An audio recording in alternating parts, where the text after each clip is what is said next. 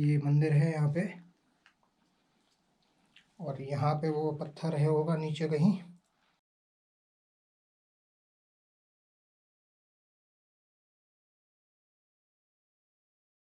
पहाड़ के ऊपर है वो तांत्रिक जी की छतरी, जहाँ पे वो तांत्रिक जी रहते थे और जहाँ के बारे में सारी कहानी जुड़ी हुई है।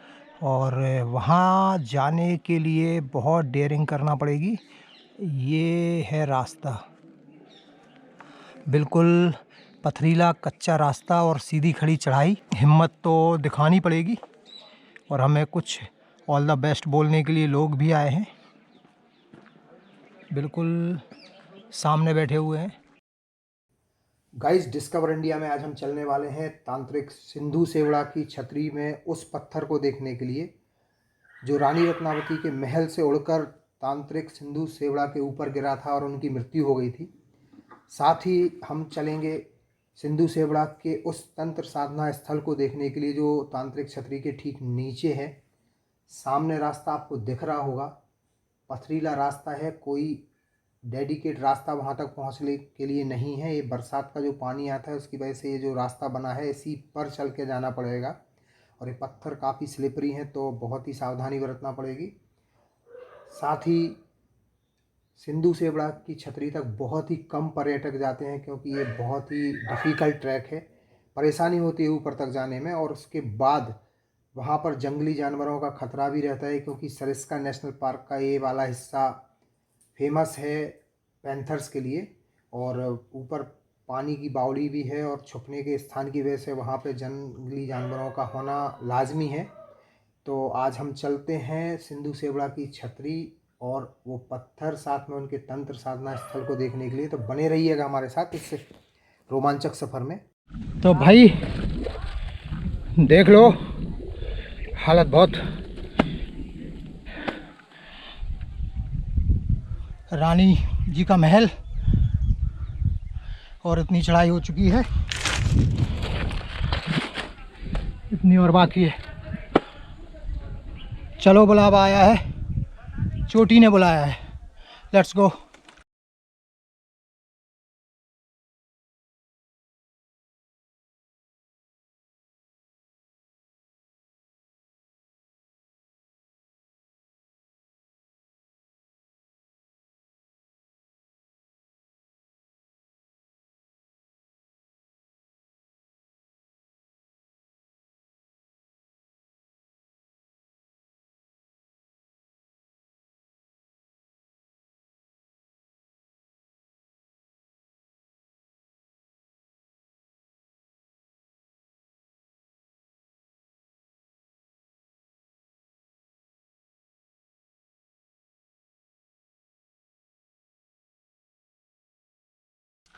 फाइनली पहुंच चुके हैं।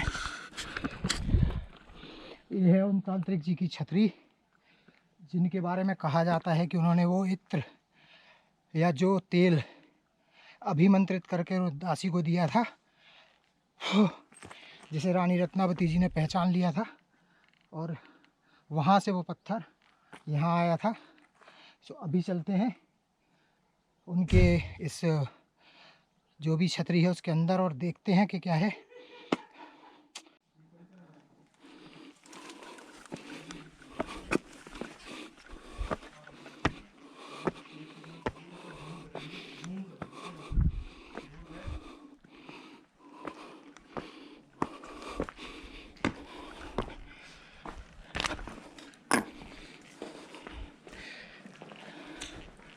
So this is the view.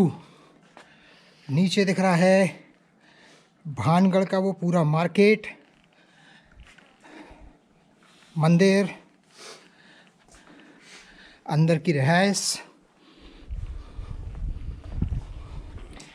और रानी रत्नावती जी का महल। नीचे उसी महल से वो पत्थर की शिला उड़कर इस छतरी पर बैठे हुए साधना करते हुए सिंधु सेवड़ा के ऊपर गिरी थी, ऐसा माना जाता है, और उनकी मृत्यु हो गई थी। तो इस छतरी को हम देखते हैं पहले। ये है छतरी का खूबसूरत व्यू, चारों तरफ से दिखाई देता है। यहाँ से लगभग सारा भानगढ़ और उसके आसपास का क्षेत्र दिखाई देता है। और इसके ठीक नीचे है उनका यानी सिंधु सेवड़ा जी का तंत्र साधना स्थल। तो अभी हम चलते हैं नीचे और उनके तंत्र साधना स्थल और उस पत्थर को भी देखते हैं जिसकी वजह से उनकी मृत्यु हुई थी। ये रास्ता हमें लेके जाएगा सिंधु सेवड़ा जी के छतरी के नीचे स्थित उस तंत्र साधना स्थल पर, जहाँ पे बहुत ही कम लोग आने की हिम्मत करते हैं। और तंत्र साधना स्थल तक जाने के लिए हमें इस छोटे से दरवाजे से अंदर जाना होगा। ये सामने ये छोटा सा दरवाज़ा हमें अंदर लेके जाएगा तंत्र साधना स्थल में। यहीं बैठकर वो तंत्र साधना स्थल करते थे और यहीं वो पत्थर मौजूद है जिसके गिरने की वजह से उनकी मृत्यु हुई थी। कहीं कोई जंगली जानवर हो इसके अंदर। तो बहुत अच्छा विचार विकास का कि कोई जंगली जानवर तो नहीं है उसके अंदर।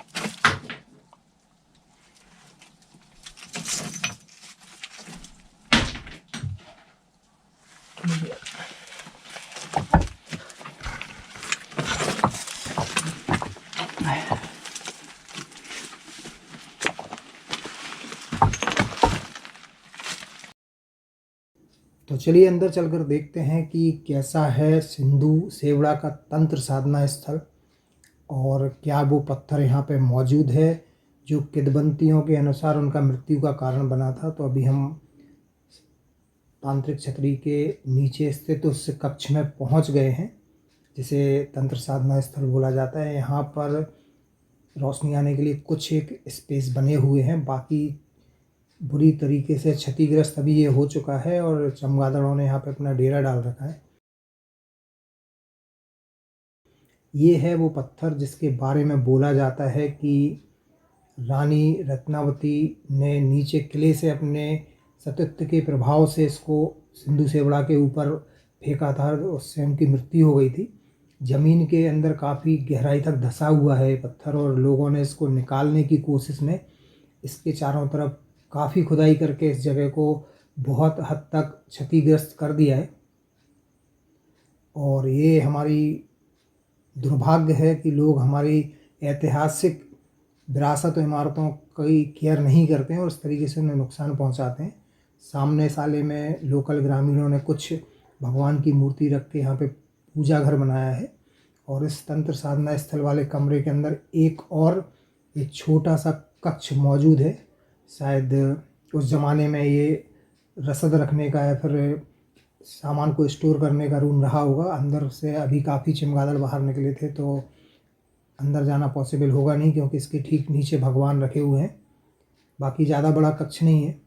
और ये जो सिंधु सेवड़ा जी की छतरी इस पहाड़ी पर मौजूद है वो कि अमूमन पुराने किलों के आसपास जो ऊंचा स्थान होता था वहाँ पे हर जगह मिलती है, जिसे एक बाज टावर के तौर पर यूज किया जाता है। और ऐसा बताया जाता है कि सिंधु सेवड़ा जी भी भानगढ़ राजमहल के वो रक्षक या जो सिक्योरिटी गार्ड हुआ करते थे और इतनी ऊंचाई पर ये छतरी पर रहकर वो अपना काम करते थे क्योंकि यहाँ से आपके भानगढ़ की सारी सराउंडिंग दिखती है। तो अगर किसी भी तरह से दुश्मन का कोई हमला होता है या फिर कोई इस तरह की अप्रिय घटना होती है तो उसकी सूचना महल के सैनिकों तक पहुँचाने की जिम्मेदारी इस छतरी पे या फिर इस जगह पे या इस बुर्ज पे तैनात सैनिक की होती थी।